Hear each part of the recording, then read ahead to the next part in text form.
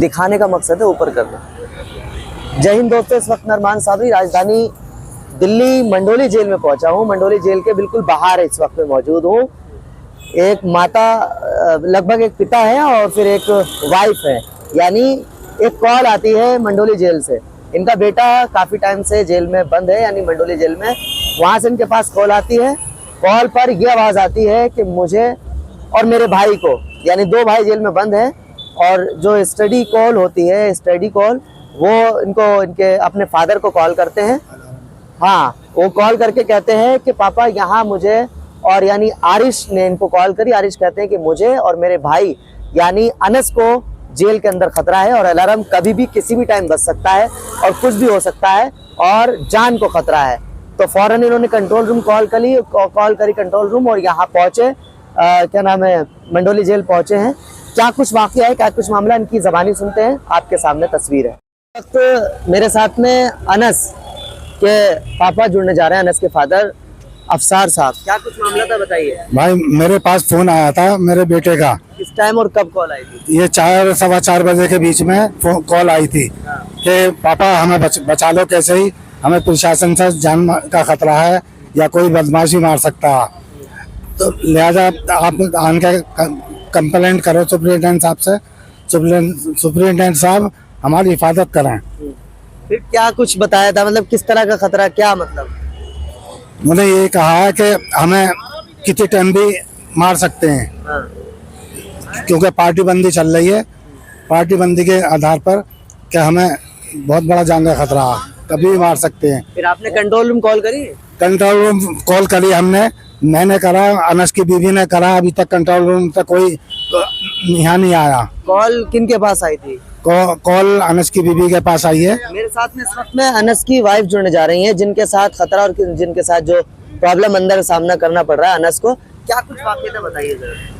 मेरे जो सब वो है मतलब फादर इन लॉ, इनके पास कॉल आई थी। ठीक है, इन्होंने मुझे कॉन्फ्रेंस आपके ससुर के पास फादर इन लॉ के पास कॉल आई थी। इन्होंने मुझे कॉन्फ्रेंस करा, तो उसमें मेरे जेठ बोलते हैं आरिश कि मैं जल्दी से यहाँ पर आ जाओ, हम दोनों की जान पे खतरा है, हम दोनों को अलग किया जा रहा है, कभी भी अलार्म बज सकता है, कभी भी हमें मार सकते हैं। जल्दी यहाँ पर आके 100 नंबर पे कंप्लेंट करो। इसकी मेरे पास रिकॉर्डिंग भी है।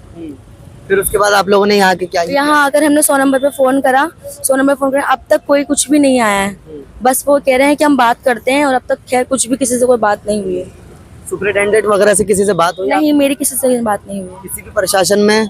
नहीं, मेरी बस अंदर में जब बुकिंग कराने के लिए गई थी तब उनसे बात हुई थी, और किसी से नहीं हुई। यानी आपका मतलब है कि परेशानी में है आपके हस्बैंड? हाँ जी, उनकी जान पे खतरा है, उनको यहाँ से जान से मारने के लिए बोला जा रहा है। और अभी तक कोई गाड़ी नहीं आई है, 100 नंबर की अभी तक कोई गाड़ी नहीं आई है। 4 साढ़े 4 बजे से कॉल कर रहे हैं, अभी भी कॉल कर रही है, बोल रहे हैं भी आ रहे हैं, पर अभी तक कोई नहीं आया। 4:30 बजे, 4 बजे से आप लोग कॉल कर रहे हैं, समय 8 बज चुके हैं। हाँ, अभी तक कोई नहीं आया। अभी तक कोई आया नहीं है? नहीं, पीसीआर नहीं आई है? नहीं। क्या पुलिस की नहीं, कुछ भी नहीं हुआ। क्या मैसेज देना चाहेंगे अभी आप? मैं यही देना चाहूंगी, जितना जल्दी हो सके मेरे शौहर और मेरे जेठ की हिफाजत करो यहाँ पर, बस उनके लिए हेल्प चाहती हूँ मैं। क्या बोल रहे हैं? मैं ये बोल रहा हूँ इन दोनों भाइयों की सेपरेट रखे जाए, और प्रशासन से अनुरोध है कि बहुत ध्यान रखें इनका। प्रशासन की बहुत बहुत मेहरबानी होगी।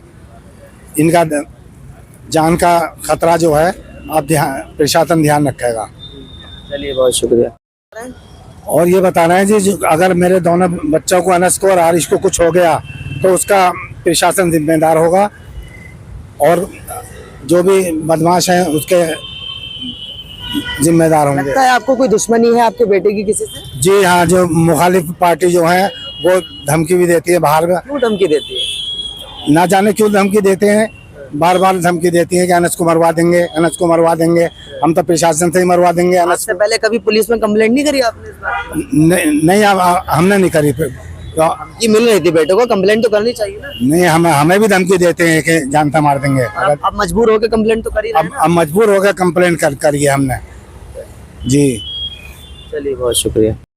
जिस तरह से ये अनस के फादर और आरिश के फादर, यानी आरिश बड़ा बेटा है और अनस छोटा बेटा है, और लव मैरिज में इनकी अभी कुछ ही टाइम पहले शादी हुई थी, लेकिन फौरन ही निकाह वगैरह हुआ था इनका नॉर्मली, लेकिन उससे पहले इन पर एक ब्लेम लगा, और बताया इन्होंने झूठा ब्लेम, झूठा इल्ज़ाम लगा और उनको बंद कर दिया। बहरहाल वो जो भी मामला है वो इनको और प्रशासन को ही ज़ाहिरी पता होगा, लेकिन अभी जो हमारे पास कॉल पहुंची और जो सही मामला अभी जो है वो इस बात का है कि उनके साथ खतरा है, उनकी जान का खतरा है, आरिश का भी और साथ में अनस का भी।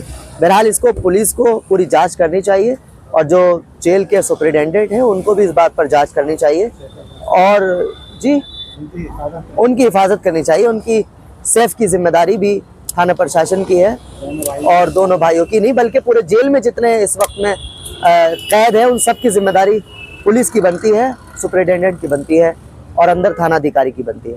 बहरहाल मैं प्रशासन से और डीसीपी से तमाम ऑफिसर से उम्मीद यही करूंगा कि इनकी कार्रवाई पर इग्नोर ना करके बल्कि जो कार्रवाई है वो सही इंक्वायरी के साथ कार्रवाई होनी चाहिए।